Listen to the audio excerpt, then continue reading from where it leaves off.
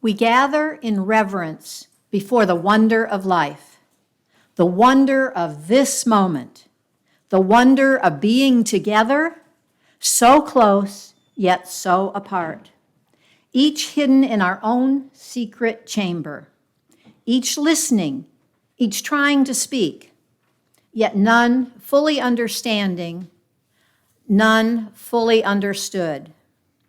We gather in reverence before all intangible things that eyes see not, nor ears can detect, that hands can never touch, that space cannot hold, and time cannot measure. As per our custom, if you'd like to come and light a candle for whatever personal or private reason, please do so while we sit in silence listening to the prelude.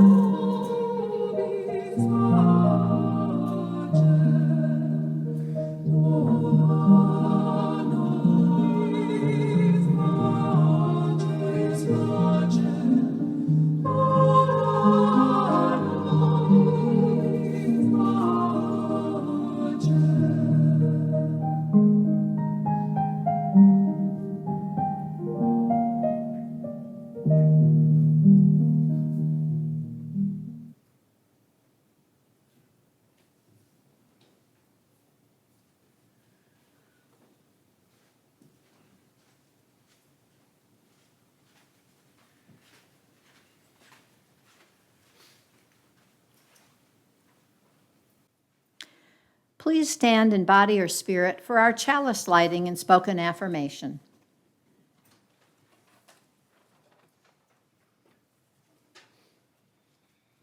Christine Robinson writes these words for our chalice lighting this morning.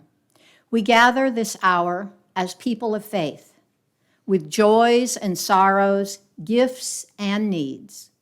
We light this beacon of hope, sign of our quest for truth and meaning, in celebration of the life we share together. Join me as we remind ourselves together of the affirmation that is the cornerstone of our free faith tradition. The words, should you need them, are in the morning program. Love is the spirit of this church, and service is its law. This is our great covenant, to dwell together in peace, to seek the truth in freedom, and to help one another. You may be seated.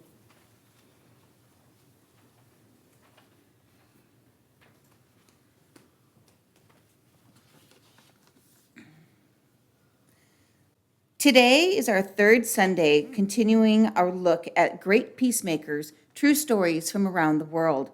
Both of our peace leaders this morning are well known, Mother Theresa and Thich Nhat Hanh.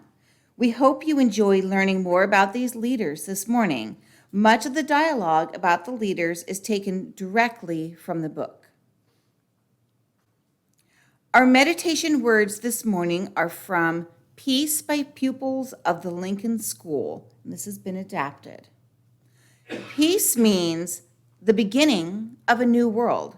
It means that nations are friends. It means joy to the world. Peace is quiet and calm. It is rest. It is silence after a storm. It is love and friendship. It is the world's dream of dreams. Peace brings comfort and happiness. It brings bread to the hungry. It brings prosperity to the nations. It means the strong respect the weak, the great respect the small, and the many respect the few. It is like spring after winter. It brings sunshine into the world. It is like sweet music after harsh sounds. Join me in a moment of silence to contemplate these words.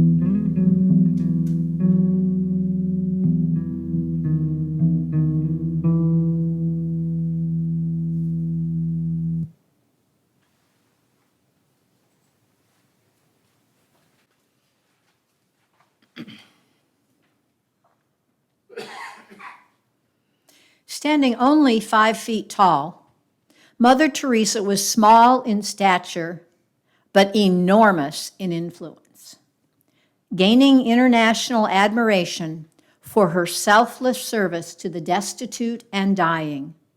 Mother Teresa was a source of comfort and inspiration for countless people throughout the world. In her very personal approach to living peace, this Nobel laureate strove to love and serve each individual she encountered, thereby doing her utmost to put love into action. Mother Teresa was born Agnes Bojaxiu in Skopje, Macedonia in 1910. At the tender age of 12, the young Catholic girl felt drawn to a life of religious service.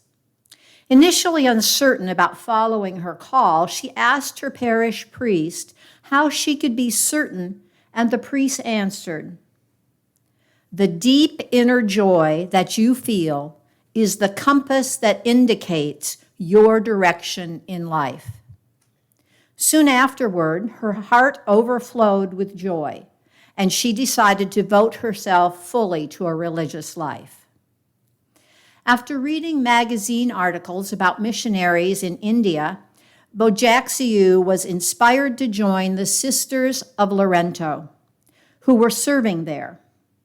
Just 18 years old, she bid her family farewell and joined the order in Dublin, Ireland, where she learned English and became Sister Theresa, saying, "I choose Saint Theresa of Lisieux as my namesake because she did ordinary things with extraordinary love."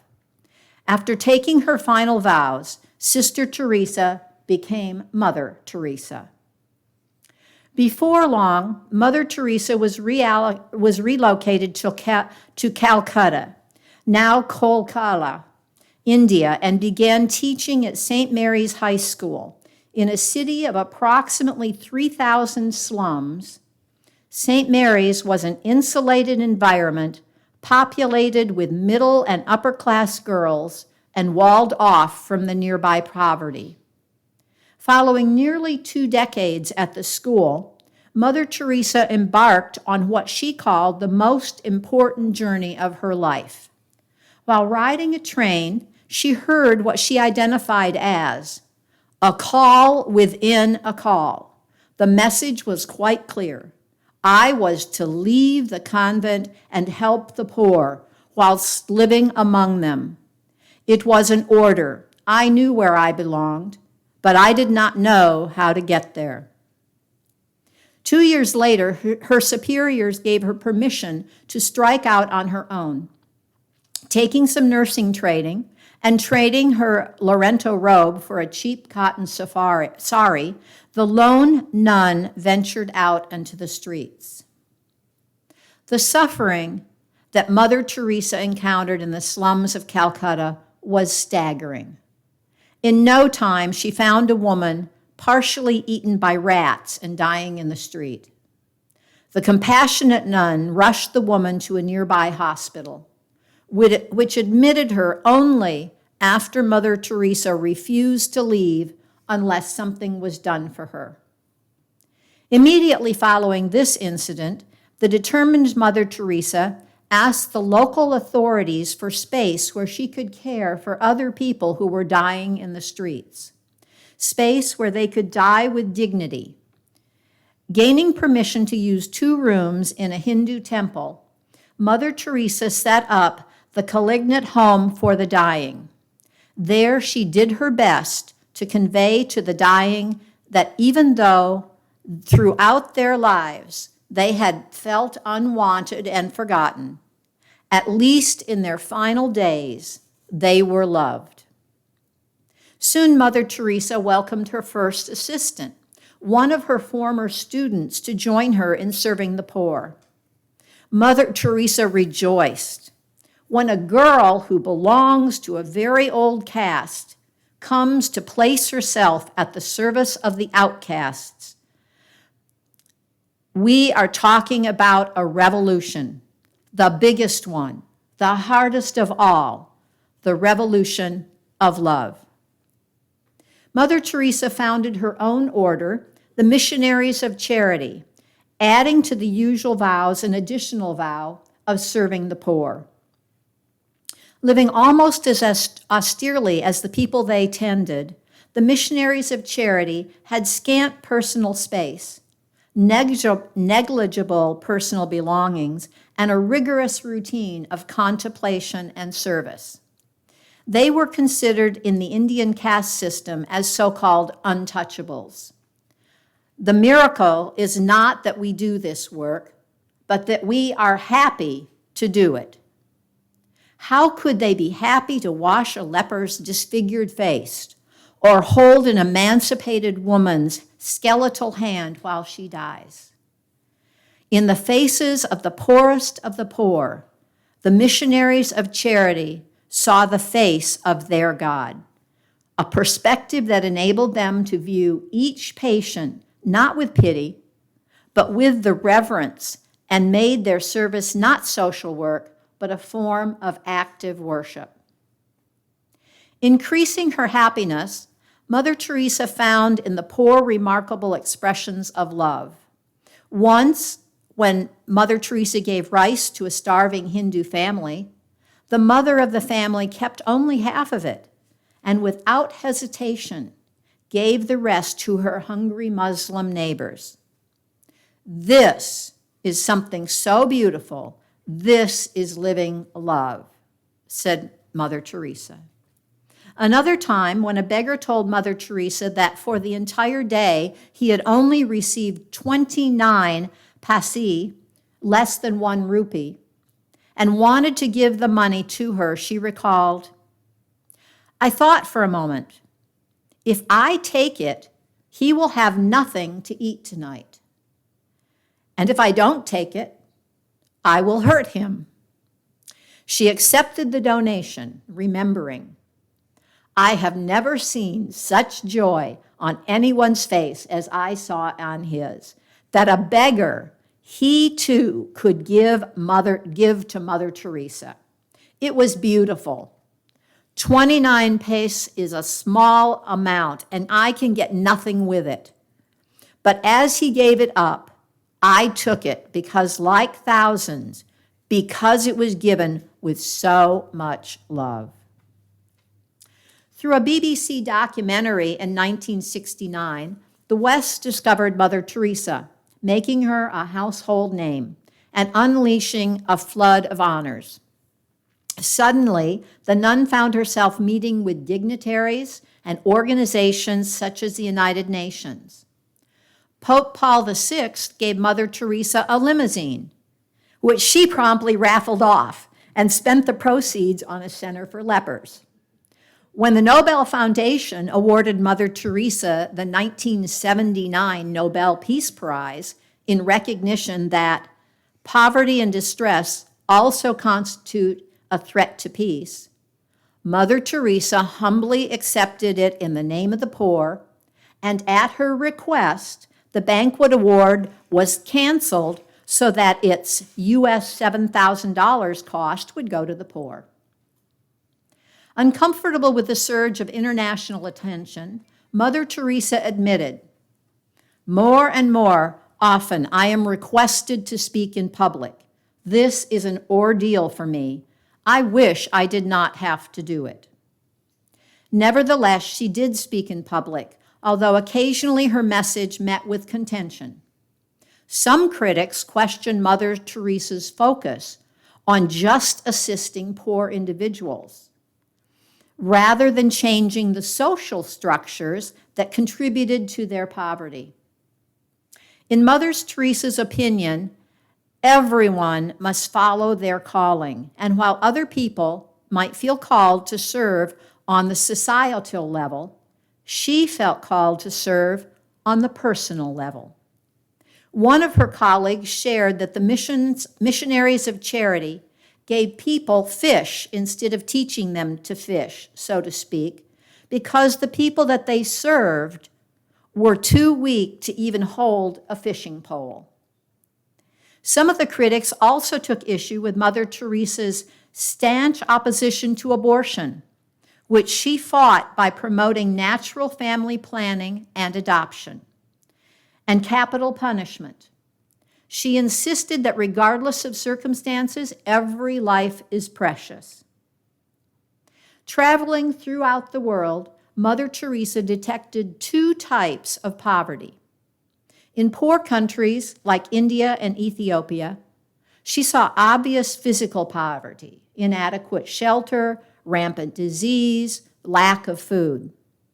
In wealthy countries such as the US and the UK, she saw subtle spiritual poverty, broken homes, loneliness, and lack of love. She lamented, "I have come more and more to realize that it is being unwanted that is the worst disease that any human being can ever experience. The world never needed more love than today. People are starving for love."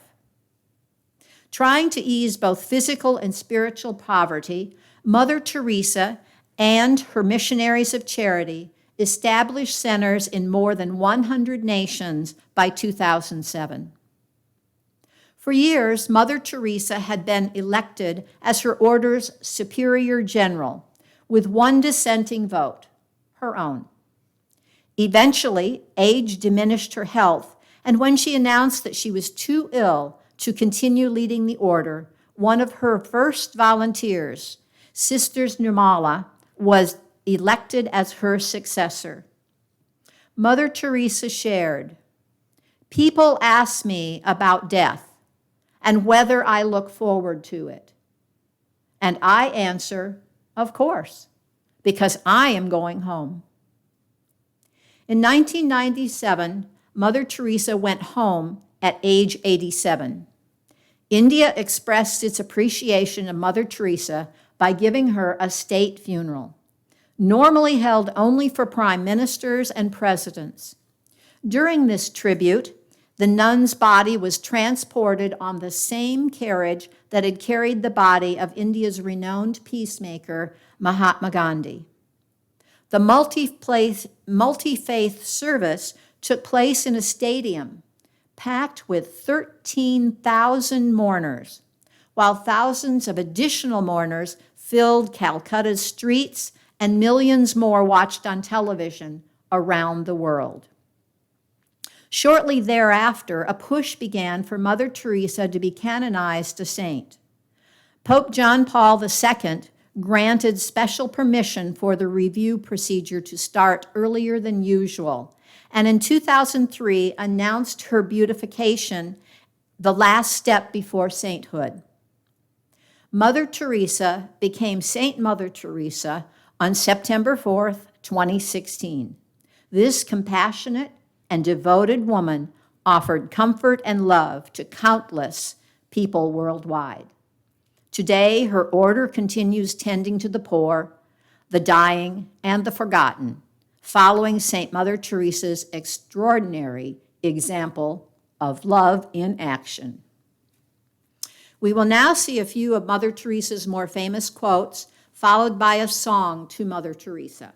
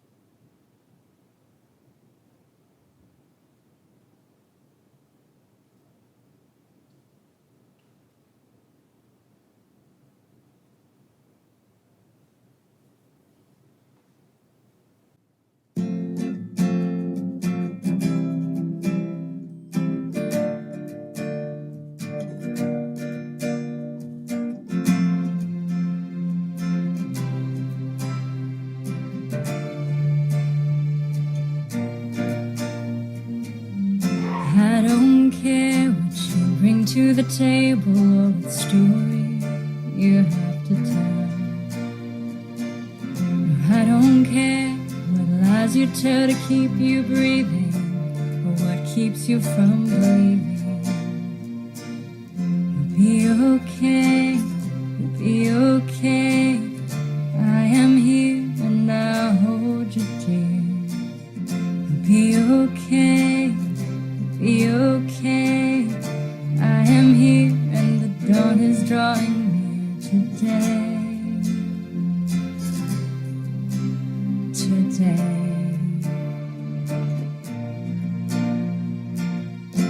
I don't see what you show to the masses or what sins you have to bear. No, I won't see why others hate you or why they cast their stones. You'll be okay, you'll be okay. I am here, I'll hold you dear. You'll be okay, you'll be okay. I am here and the dawn is drawing near today.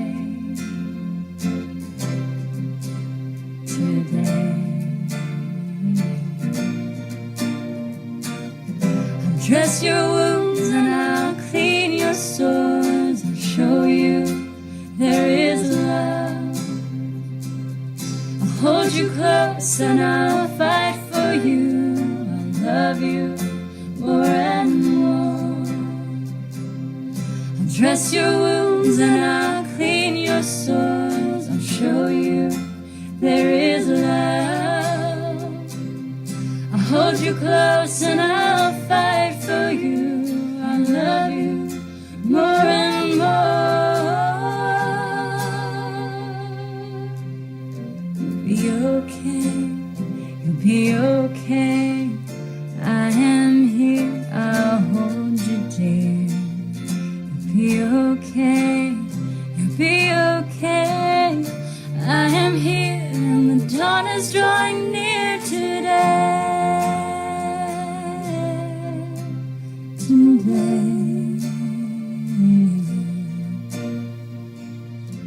be okay, you'll be okay. I am here and I'll hold you dear. You'll be okay, you'll be okay. I am here and I'll always hold you dear.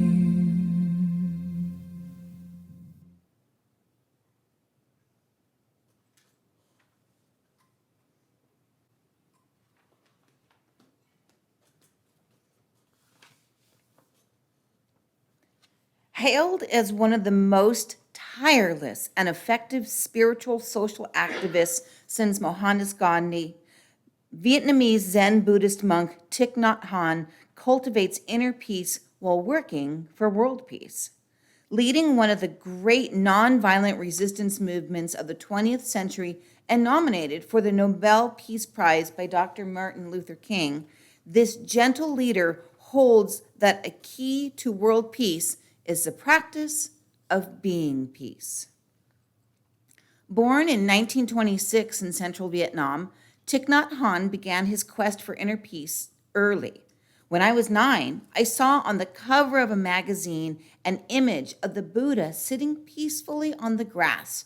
Right away, I knew that I wanted to be peaceful and happy like that.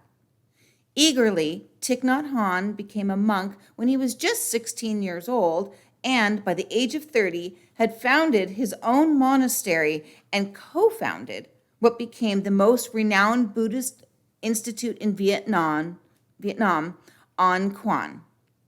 Sadly, when the Vietnam War encroached upon their monastery, Thich Nhat Hanh and his fellow monks were forced to evacuate for their safety. Fortunately, from the fire of war rose the phoenix of a new social dimension of Buddhism, which Thich Nhat Hanh called engaged Buddhism.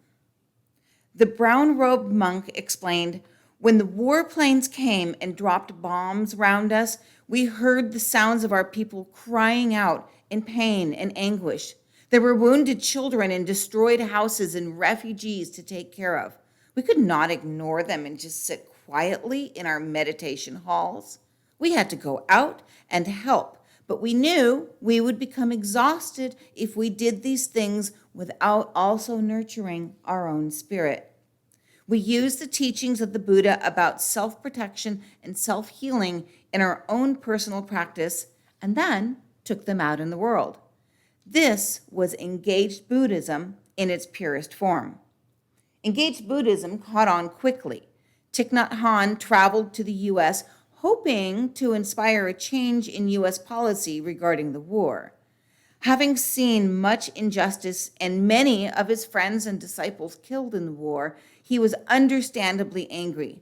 But at that time, he said, I was already a practitioner, a solid practitioner.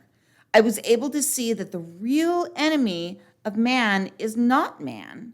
The real enemy is our ignorance, discrimination, fear, craving, and violence. In his opinion, both sides in the war had succumbed to an incorrect policy, believing that violence was the way to solve our problems. Meeting with peace activists, dignitaries, and government officials, Thich Nhat Hanh voiced the feeling of many people on the ground when he said, "We do not care about anyone's victory or anyone's defeat. We just want the bombs to stop falling on us." Thich Nhat Hanh made such a positive impression on Dr. Martin Luther King Jr. that King nominated him for the Nobel Peace Prize in 1967. Later, Thich Nhat Hanh led the Vietnamese Buddhist peace delegation to the Paris peace talks and rejoiced when the peace accords were finally signed. After helping to restore peace in his nation, however, Thich Nhat Hanh was kicked out of it. Maintaining a steadfast call for peace and refusing to take sides, he had enraged both the communist and anti-communist regimes and was banished from Vietnam. Settling in France, the exile longed to return home, but he eventually embraced his adopted homeland. Not forgetting the war victims, he worked to find homes for Vietnamese orphans and to rescue refugees in the Gulf of Siam, risking his own life, and as he and the refugees were, in his word, hunted and chased like animals. Nonetheless, their efforts aroused international attention and resulted in thousands of lives being saved. With growing public interest in his work, Thich Nhat Hanh established spiritual communities in the U.S. and France. There, he sensed a particular need for inner peace, observing, there is a kind of vacuum inside us, and we attempt to fill it by eating, reading, talking, smoking, drinking, watching TV, going to the movies, and even overworking. We absorb so much violence and insecurity every day that we are like time bombs ready to explode. From Thich Nhat Hanh's perspective, each person has within them both the seeds of peace and the seeds of violence. Which of these seeds grows? Well, that depends on which seed the person chooses to water. Many influences of contemporary society, he believed, nurture the seeds of violence. As a counterbalance, he teaches techniques intended to help people of all faiths water the seeds of peace. He explains, if we are peaceful, if we are happy, we can blossom like a flower, and everyone in our family, our entire society, will benefit from our peace. Referring to this approach as being peace, he elaborates, only by establishing peace in yourself can you be helpful in contributing to peace. Being peace is the basis for doing peace, making peace. Among many techniques for cultivating inner tranquility, Thich Nhat Hanh teaches breathing exercises, meditation, and mindful or conscious living. Further, he advocates deep listening, a method of calm, intentional communication designed to restore harmony between people in conflict. Thich Nhat Hanh explains, listening to someone with compassion can turn her into a friend. It may be that no one else has been able to listen to her. Perhaps you are the first one, capable of listening to her and giving her the relief she needs. You lose an enemy and you win a friend. Deep listening can facilitate communication on the international level as well, he believes, saying, citizens of various nations will feel that they are being understood. That can diffuse the bomb already. Thich Nhat Hanh has shared such techniques with students of various walks of life, including prison inmates, people in conflict, and American veterans of the Vietnam War. For example, leading special retreats for veterans, people who could have killed his own friends and relatives during the war, he listened deeply to their experiences of combat and the feelings of trauma and guilt that, decades later, still haunted them. With his gentle guidance and helpful techniques, many veterans found that their physical and emotional wounds began to heal and have since dedicated themselves to being peace.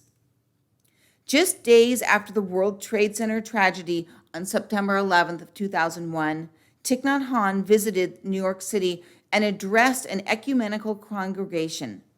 Empathizing with the city's anguish, he advised against violent retaliation, saying that in the long run, violence would only bring more suffering to everyone involved. He said, I am not saying that someone who viciously attacks us should not be disciplined, but what is most important is that we first take care of the seeds of negativity in ourselves. Then, if someone needs to be helped or disciplined, we will do so out of compassion, not anger and retribution. Thich Nhat Hanh expressed this point again in Washington, D.C., practicing slow walking meditation on Capitol Hill and speaking to members of Congress. Using violence to suppress violence is not the correct way. Apparently, Han's peaceful manner inspired a change of heart in the leaders of his own nation as Vietnamese officials visited his communities in the U.S. and France and at last invited him to visit Vietnam. His long-held dream to return to his homeland finally came true in early 2005 when he and approximately 200 of his students enjoyed a 3-month tour of Vietnam, doing their best to practice peace with every step. They made their trip again in 2007. Rebuilding war-torn villages, finding homes for orphans, rescuing refugees, meeting with government officials, and writing over 100 books, that's how Thich Nhat Hanh continued his tireless efforts with some people half his age. How did he do that? How did he not get burned out and give up? He shares, it is because of the practice of meditation, stopping, calming, and looking deeply that I have been able to nourish and protect the sources of my spiritual energy and continue this work. Slowly and resolutely, he literally walked his talk, working for a better tomorrow while appreciating the wonders of life today. He notes, children die of hunger, yet the sunrise is beautiful. The rose that bloomed this morning along the wall is a miracle. Life is both dreadful and wonderful. Thich Nhat Hanh showed that by being in touch with both aspects of life and nurturing the seeds of peace within ourselves, we can help humanity reap an abundant harvest of peace in the world and enjoy the steps along the way. In 2018, Thich Nhat Hanh returned to Vietnam to his root temple, Quan, where he lived until his death in 2022 at the age of 95. We will now see a few more famous quotes from Thich Nhat Hanh, followed by a song.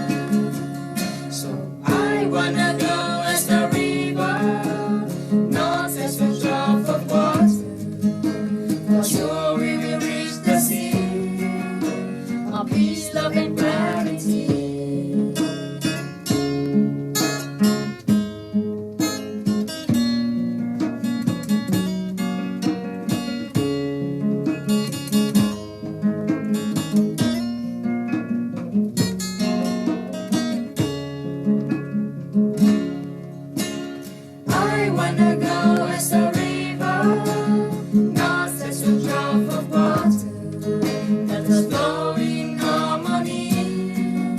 Selfishness be surrender. I wanna go as the river, not as a drop of water. We learn to live mindfully, to be there for each other.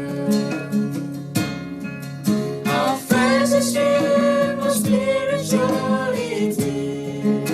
How wonderful to be able to see that we are on water, that we are on water. So I wanna go as the river, not as a drop of water. For sure we will reach the sea of peace, love, and clarity. Our friends are stream of spirituality. How wonderful to be able to see that we are on water, that we are on water, that we are on water, that we are on water.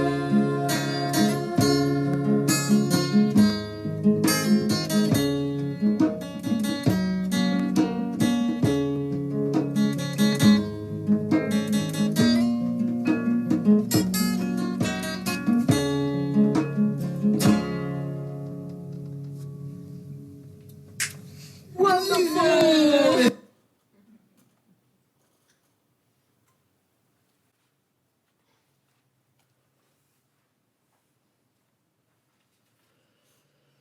Words for our giving this morning are for Brandock Lovely. Let there be an offering to sustain and strengthen this place, which is sacred to so many of us, a community of memory and of hope, for we are now the keepers of the dream. The bowl awaits, or you may donate online.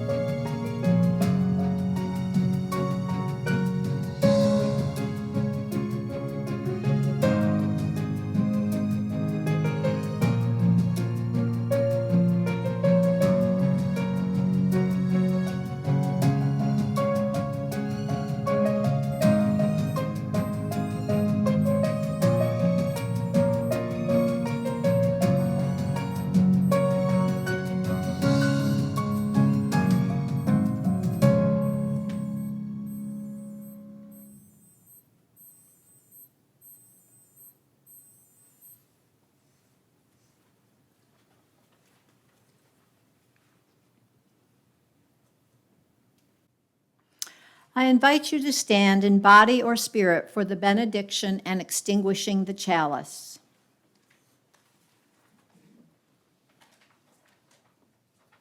Mark Bellatini writes, "Go in peace. Live simply, gently, at home in yourselves. Act justly. Speak justly. Remember the depth of your own compassion. Forget not your power in the days of your powerlessness. Do not desire to be wealthier than your peers, and stint not your hand of charity. Practice forbearance. Speak the truth or speak not. Take care of yourselves as bodies, for you are a good gift. Crave peace for all people in the world, beginning with yourselves. And go as you go with the dream of that peace alive in your heart." Please join me in saying the words to extinguish our chalice. The words, should you need them, are in the morning program. Following the affirmation, please be seated and enjoy the postlude. we extinguish this flame, but not the light of truth, the warmth of community, or the fire of commitment. These we carry in our hearts until we are together again.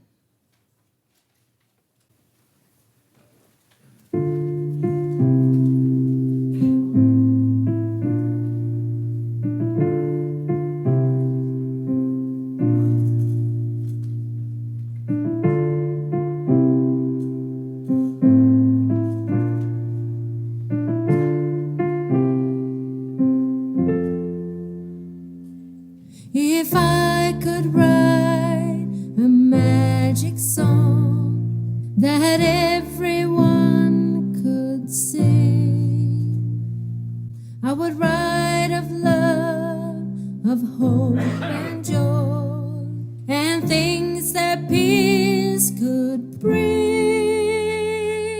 And when we sang my magic song, all hate and war would cease.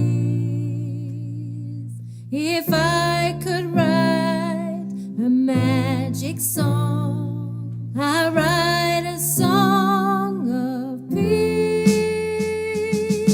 One song for all of us. One song could bring us peace. One song could make a miracle for all of us, a song of peace. One song for all of us. One song could bring us peace. One song could make a miracle for all of us, a song of peace.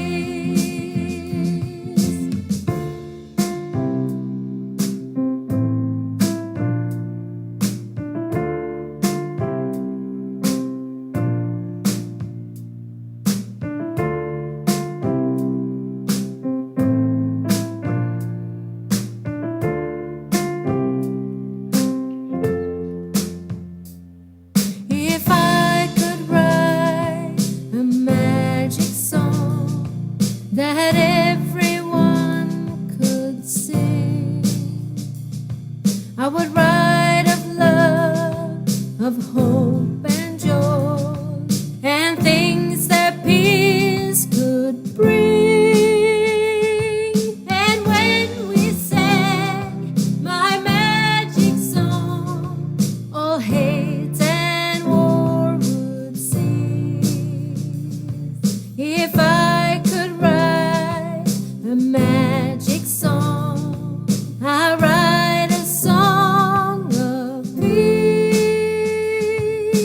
One song for all of us. One song could bring us peace. One song